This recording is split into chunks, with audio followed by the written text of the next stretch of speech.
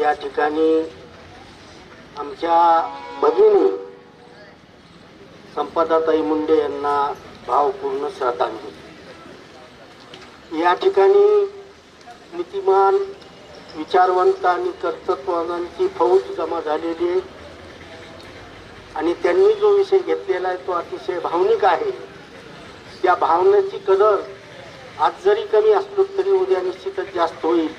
आणि ह्या प्रशासन यंत्रणेमध्ये आपल्या परिसरामध्येच मला वाटते काल परवा टीव्हीला बातमी होती 30 दिवस SITला झाले, 1 महिन्याची मुदत होती आणि ते प्रकरण आमच्या कनेरवाडीच्या लेकीचं, त्याला सुद्धा न्याय मिळालेला नाही। संपदाताईंच्या बाबतीत अशा पद्धतीने घडलं की सर्वांना ज्ञातच आहे।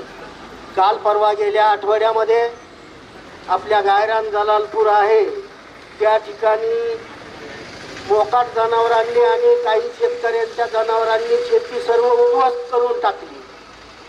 परळीच्या पोलीस स्टेशननी त्यांची साधी तक्रार सुद्धा घेतली नाही ना, तहसीलनं पंचनामा सुद्धा केला नाही। इतक्या विचित्र परिस्थितीमधून आपण पुढे जात आहोत तेव्हा परळीच्या तमाम विचारवंत बांधवांनी एकत्रित येऊन आपण अशा पद्धतीचे लढे करणं गरजेचं आहे। त्यासाठी आम्ही निश्चित आपल्या सोबत आहोत। माझ्या कुटुंबाच्या वतीनं, पक्षाच्या वतीनं मी या ठिकाणी संपदाताईंना आदरांजली व्यक्त करतो आणि संपवितो। कामगारांचे